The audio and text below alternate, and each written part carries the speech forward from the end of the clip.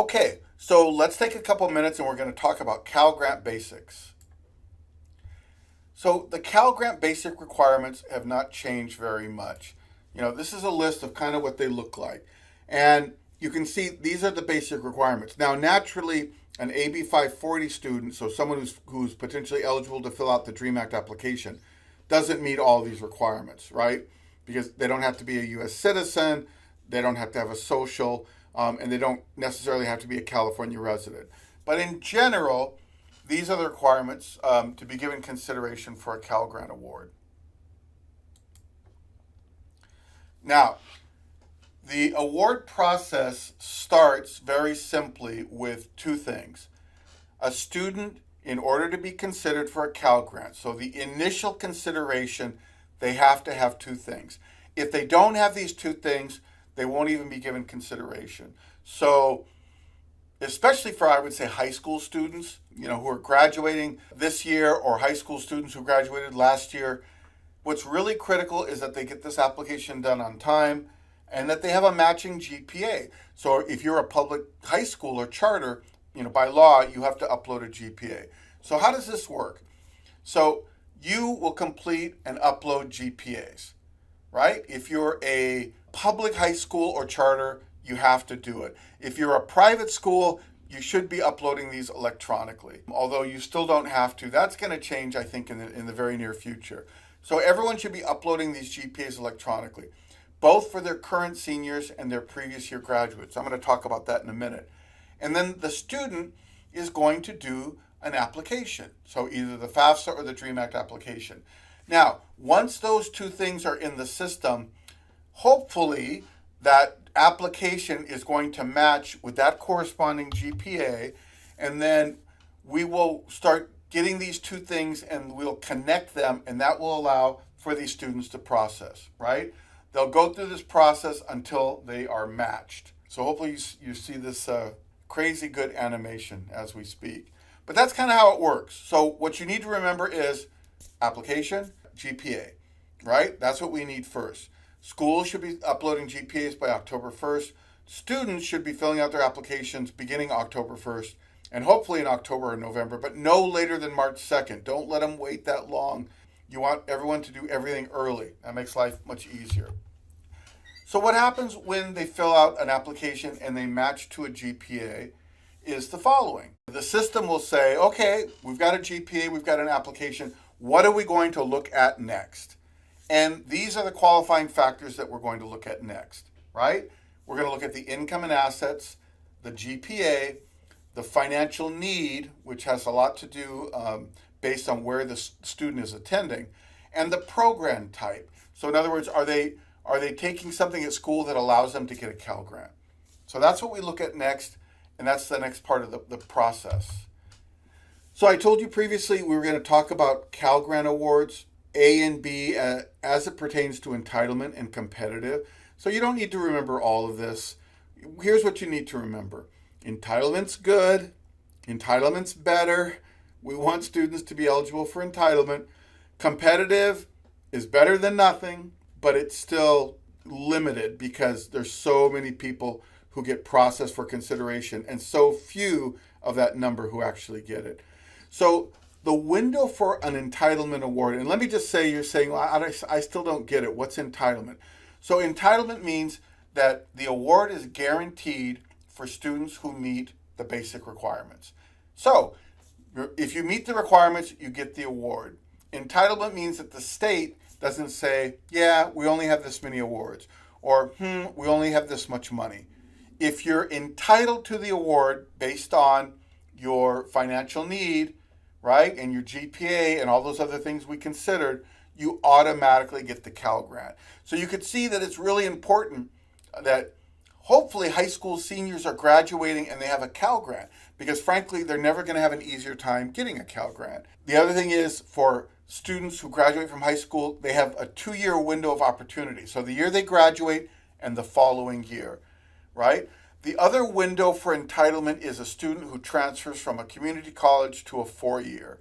Then there are some other restrictions, like a 2.4 GPA. There's an age requirement, so you have to be under the age of 28 by the end of the award year. et cetera, et cetera, et cetera. So there are some requirements, but if you meet that eligibility, you automatically get it. So now we know what an entitlement is. What is competitive? Competitive is everybody else. Everybody else. So if you didn't get the entitlement award for whatever reason, you are put into this competitive mix where you're going to be scored. And it's going to be difficult because there are a lot of students applying. And even though it's gone up to 41,000, a lot of students are not going to get that award. So certainly you don't want to tell anyone, well, maybe you'll get the competitive. I mean, it's always possible and certainly great for those students who get it. But again, 300,000 plus people applying and 41,000 awards. So do the math. You can say, it's better than nothing, but the odds aren't great. All right. And the big takeaway is that DREAM Act applicants are now eligible for the very first time. So that's great. And any other student who doesn't meet the entitlement qualifications, they're eligible. So they'll get thrown into the mix, they'll be scored, and then they'll get notified. And that's basically the difference between entitlement and competitive. All right. So here's just kind of a recap of what I just talked about. So I'm not going to go over this point by point. I am just going to leave this up here for a couple seconds so you can look at it.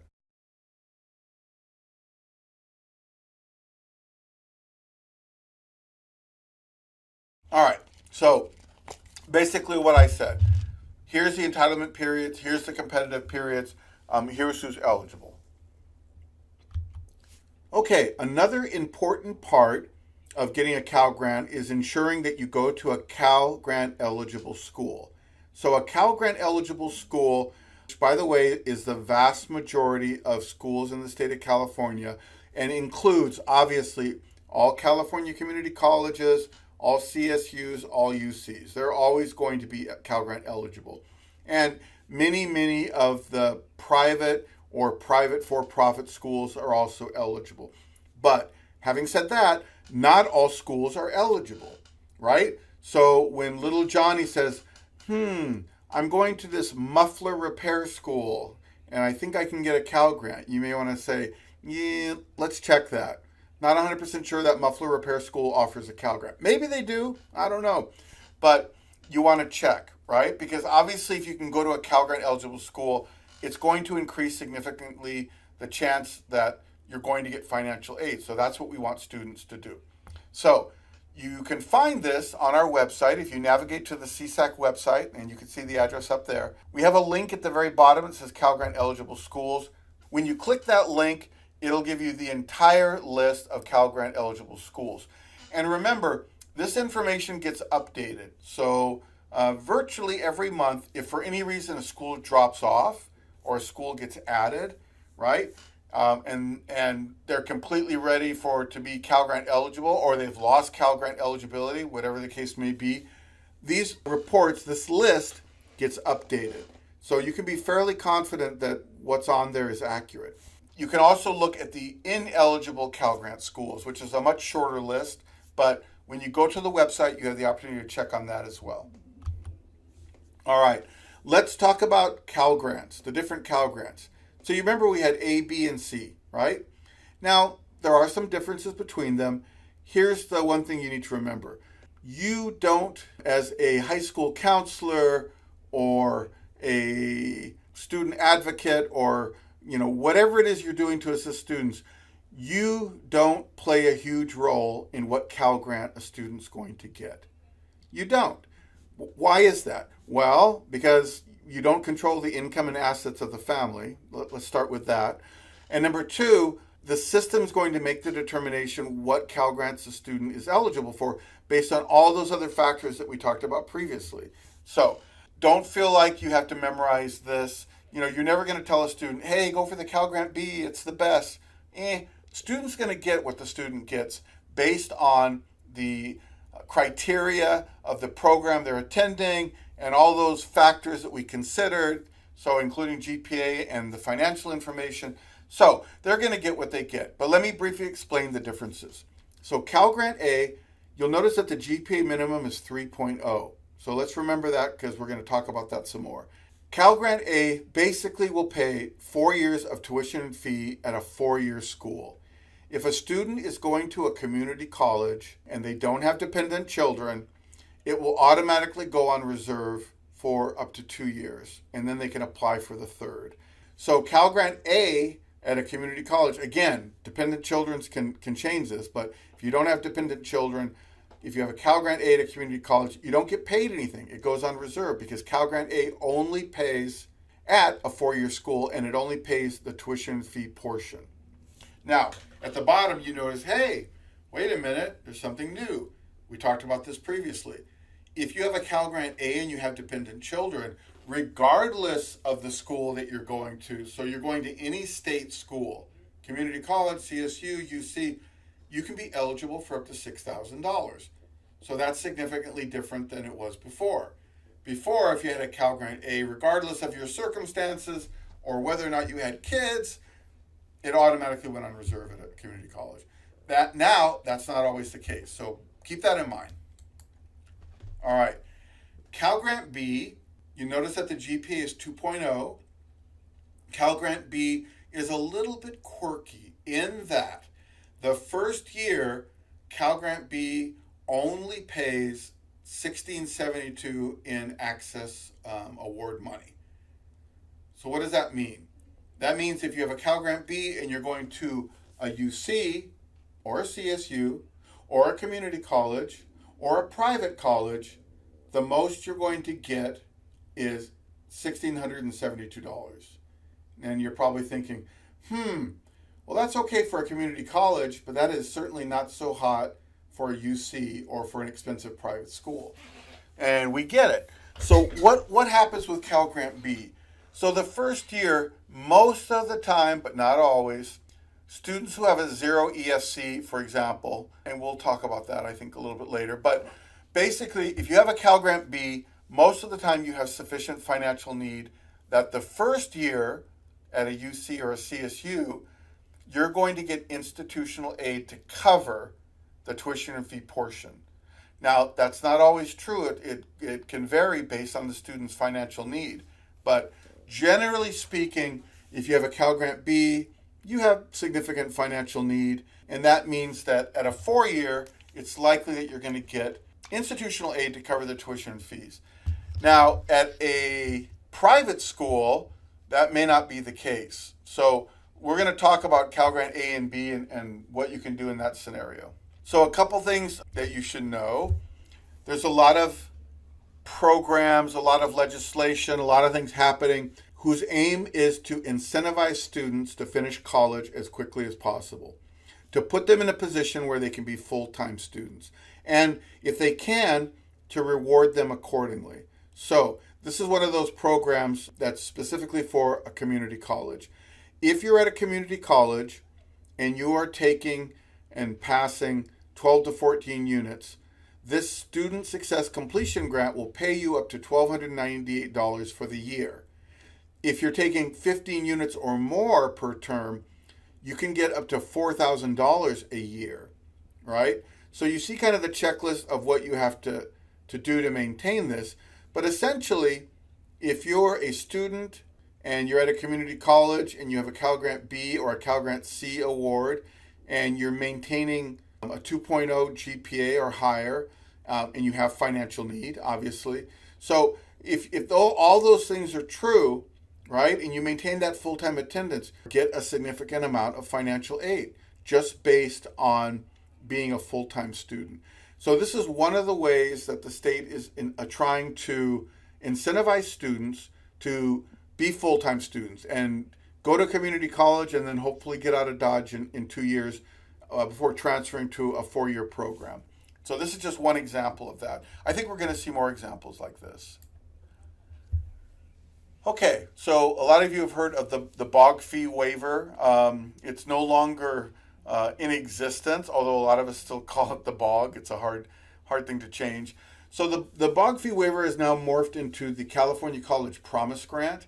And the California Promise Grant it does essentially the same thing, is that in the sense that it will waive fees for eligible students.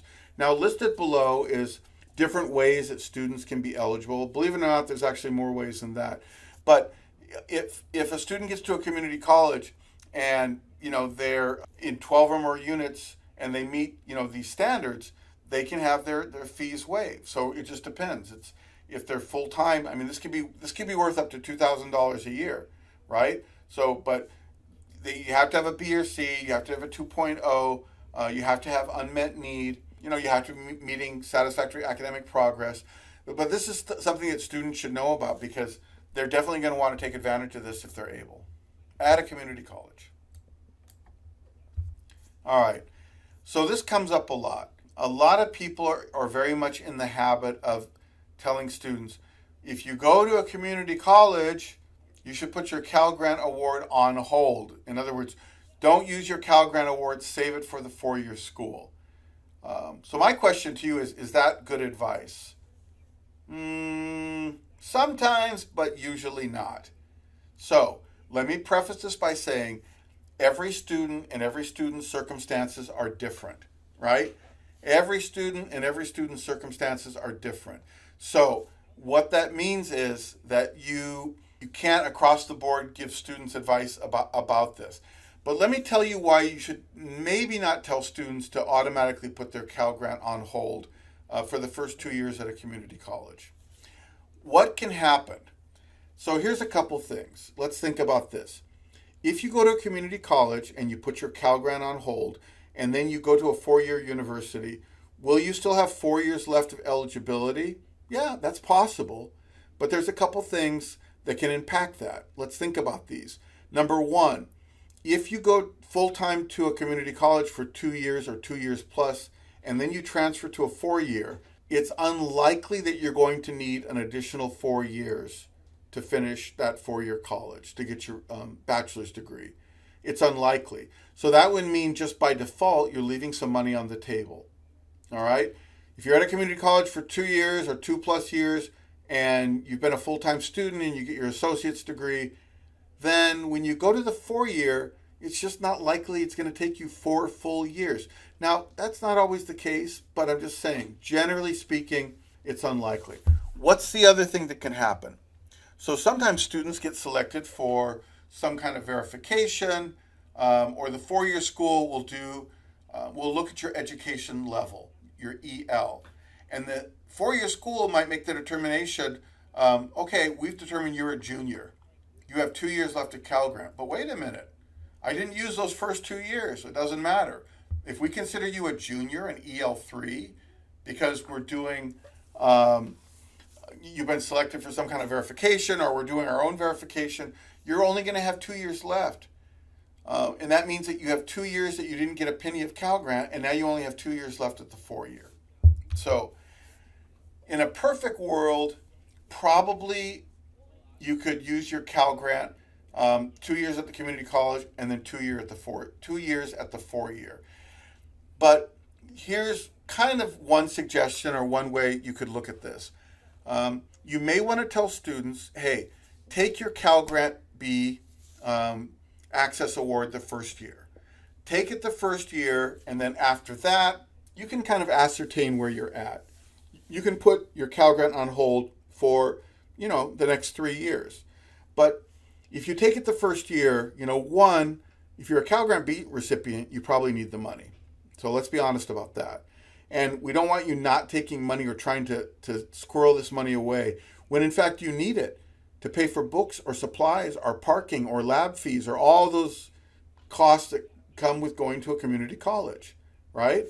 So always tell the student, if you need the money, take the money. That's not a question. If you can't go to school full-time, if you're working 4 jobs, to be able to be a part-time student in community college, and the difference is that you're not taking the money, take the money. And then take it the first year for sure. And then at that point, if you want to put it on hold for the next 3 years, great. Or the next year, great. At that point, you can kind of determine what you want to do. So that's just something to think about.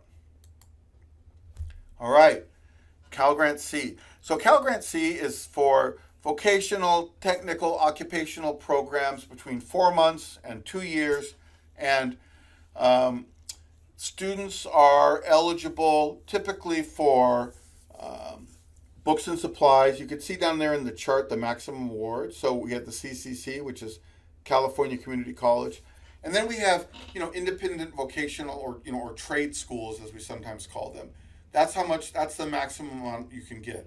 But wait, let's not forget, for students with dependent children, right? We keep coming back to this.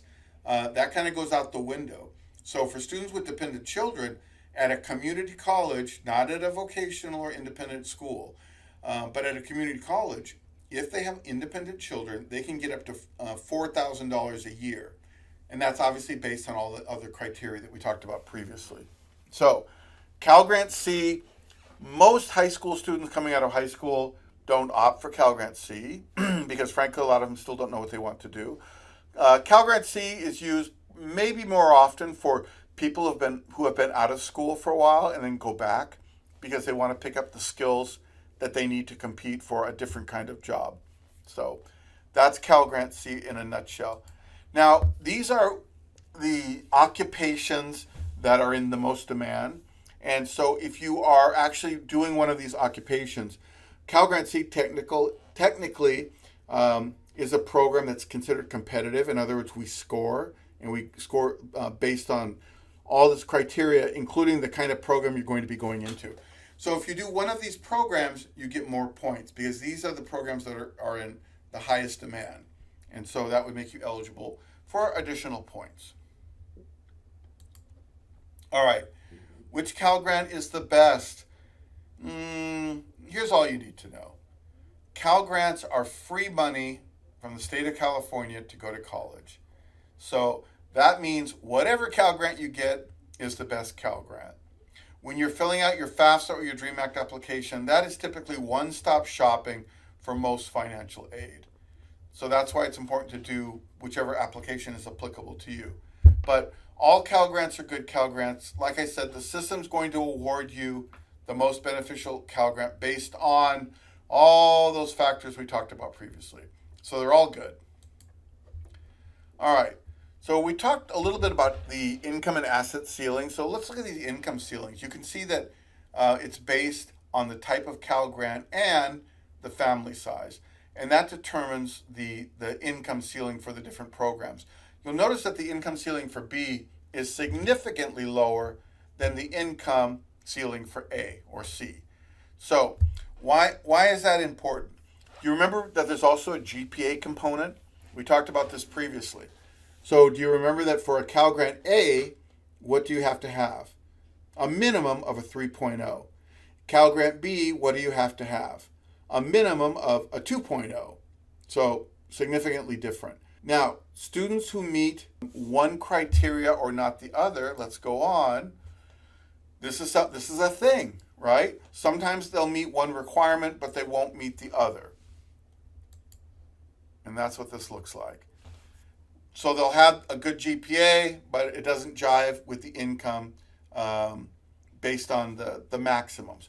Or sometimes the income's fine, but they don't have the corresponding GPA. We call these kids, we say that in those cases, they're in the no Cal Grant zone, which is just something we call it.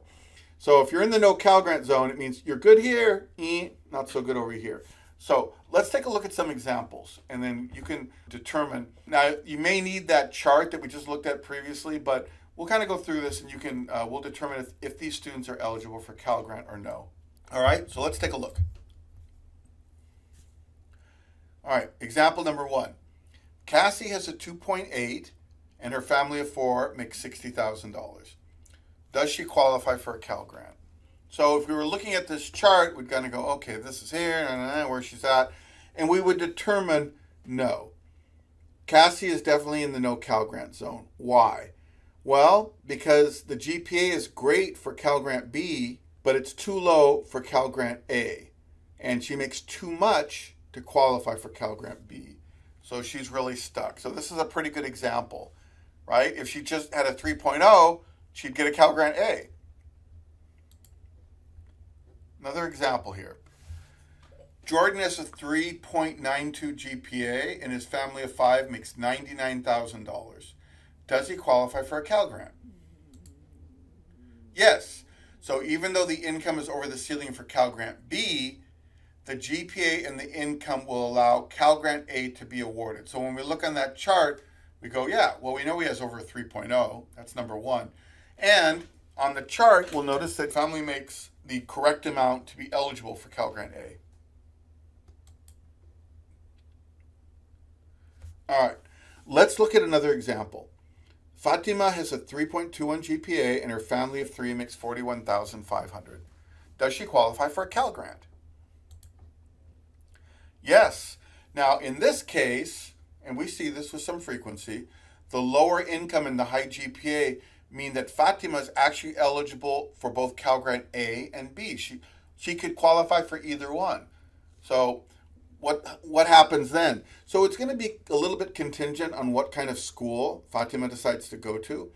If she's going to a UC, so typically if she's going to a UC, that will default to Cal Grant A. CSU and community college will default to Cal Grant B. So it just kind of really depends. Does she have the opportunity to switch it from one to the other? Yeah, that first year before she gets paid, if the school determines and if Fatima determines, you know what, I'm going to a private school, I have Cal Grant B, but B is not going to give me enough the first year to pay tuition and fees. So that private school and Fatima may make the determination Cal Grant A is better, and they may switch it. So that's very much a possibility. All right, one more. Araceli has a 4.0. All right, can't beat the GPA. And her family of four makes $115,000. So they did in 2017 because we're looking at prior years, or in other words, 2 years back for income information. Does she qualify for a Cal Grant? Nope.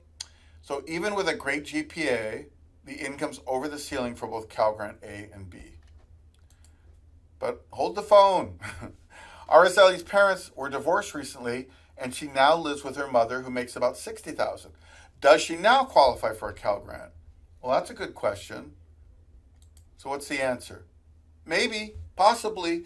When there's a significant change in circumstances, students need to work with their college financial aid office. So in Araceli's case, if she already filled out the application, right, and it included both parents' income, and then that was submitted. Once that's submitted, that's not going to change. But what you can do is go to the financial aid office and say, hey, I've had a significant change in circumstances which is impacting our family income. And that financial aid office will work with you to make a determination if they can reconsider or do what's called a professional judgment based on your new set of circumstances. Now, the other thing is, if Araceli's parents were married in 2017 and they made that much money, but prior to filling out the application, she knows that her circumstances have changed, well, she's going to put that information on the application, right? She's not going to say, yeah, 2017. She's going to put the dollar amount that's correct for today on those incomes. And that will allow her potentially to process through for Cal Grant consideration with that $60,000 amount.